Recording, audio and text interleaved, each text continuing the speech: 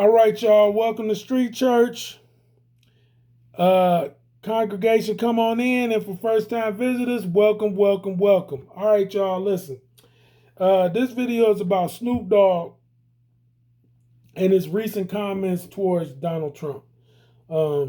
He gave Donald Trump the good look, and it's good. His response, his comments towards towards Donald J. Trump, former President Donald J. Trump, was good. He had a change of heart. I believe one of his significant reasons is that he pardoned one of Snoop Dogg's partners, right? Who he came out the mud with. And it made him view Donald Trump differently. Whether that's the case or not, I still commend him. I'm loving to see, because listen, I want to see Donald Trump get into office again because I know he'll do a good job as a president. His track record is proven, and that is the reason, if he's the one standing against the Democratic Party, right, and the Biden administration to be president again, I want to see it happen. Him before anybody. I want to see him in there. Okay? So, this video gonna be real short because I just wanted to acknowledge Snoop Dogg. Man, shout out to you, Snoop. That was good, man. That's good that you spoke well on Donald Trump, man. That you doing what you're doing, because you are a huge influencer, not only to the hip hop community, but people abroad. Snoop, your name is a household name. You know that. Your collaboration with Martha Stewart and other collaborations that you done made you a household name. Skechers made you a household name.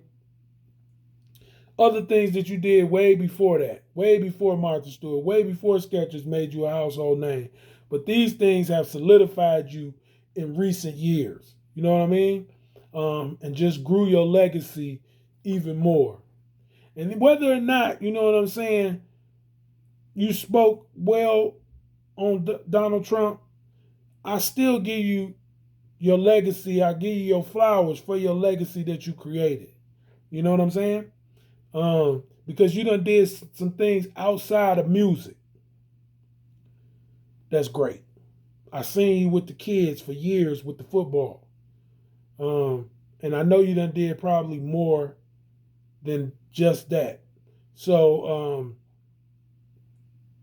shout out to you, Snoop. Shout out to you. I want to say, but it's good to see the blacks, because lately I just seen Snoop Dogg speak good on Trump. 50 Cent done spoke good on Trump. Minister Louis Farrakhan done spoke good on Trump. People in the community, in the black community, all over the United States, are speaking good on Trump and want Trump to serve as president again. So it's a good thing to see, because I'm going by his track record. See, I don't need to go by whether he's a Republican. I don't need to go by whether he's a Democrat. I'm going by Trump's track record in the 4 years I lived under his administration compared to the administration I'm living under now. See how easy that is to do? This is why I believe they should just get rid of parties. No person who runs for president or any other office should be able to run under parties. They should get rid of parties. Democrat, Republican, it's like Bloods and Crips, especially now. Red and blue. States are considering themselves red and blue states. So what, y'all blood state? Y'all a Crip state? If you blue, if you red, you a blood state? Come on.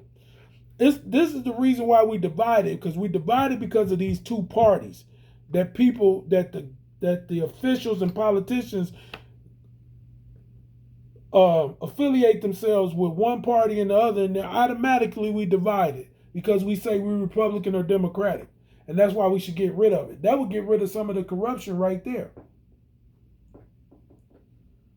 because they would no longer be able to say, I'm running as a Democratic, I'm a Republican. They would have to run based on their records, based on their ability to clearly state what they would do to benefit the United States of America and its citizens.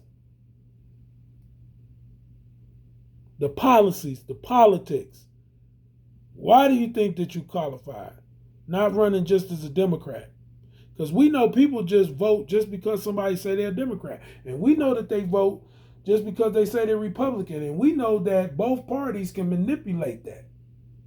Right? One party can use patriotism and the American way and the American dream to persuade people to go that way. And the other people could say, we're trying to clean up the environment and we want to stop systemic racism and we want to, you know what I'm saying, better fair housing. And it's just, they doing this to divide people. But if these people didn't have parties to affiliate themselves to, right, they eliminated that, they would have to run as the person they are and the politician they would like to be towards the people. No more cheating. Same way with the Congress. Wouldn't be no majority this and majority of that. It would just be people with policies that they need to put in the office. And find another way to put the bills in.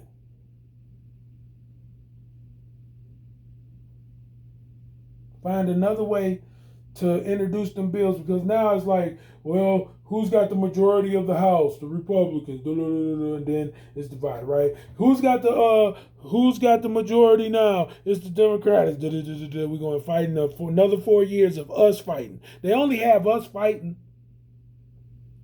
They only have us against each other. They only have us siding with each party, right? One or the other, right? This is what caused all the turmoil. They can still have a majority too. A majority of the votes. And so what if it end up being Democrats coming together, you know what I'm saying? Or not Democrats, but politicians. Let's just say, because some people say, well, it ain't gonna be fair then because these politicians can all get together. No, because you know what will happen is people will start growing up to have more integrity. And whatever policies is not working, they won't be forced by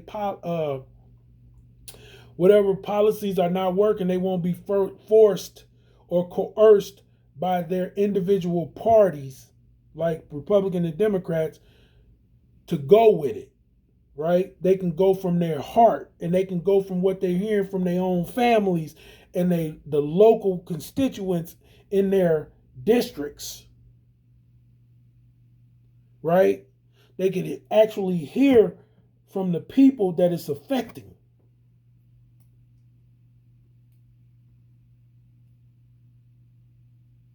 Instead of one party trying to take control of everything and do absolutely nothing to benefit nobody really and get us further in debt, and then the other party trying to take over and do the same thing and make the same mistakes. Instead of we finding more people that can run on their ability and we can just elect them based on their ability, not parties. So there can be no manipulation in the votes or nothing. No parties. Nothing. None of that. No more the DNC, Democratic National Convention, RNC, Republican, none of that. Take all that out. And just make people run based on their abilities. I think I posed this same scenario, you know what I'm saying, in another video, but I'm saying it again because to me it's important. We just need to find a way to get rid of these parties because they like gangs. Red and blue, Bloods and Crips. They do it, and then listen, they so terrible with it that they'll say this is an all red state. So ain't no chance because of the court systems is red, right? Democratic, and because the local, state, and federal government is in this one state controlled by the Democratic Party. This is how you have all this corruption going on. Blue state, same way. You have all this corruption going on. Because Republicans do corrupt things too. We are humans. But these parties allow them the strength to do it as one organization and to get away with it. You know, I do believe that the Democratic Party, because of the agendas and the narratives, right, and the things that they do, they're doing more corrupt things than the Republican. I'm a theocratic. I believe in God's law above all law. But I still feel that the Democrats have a much sinister, evil agenda.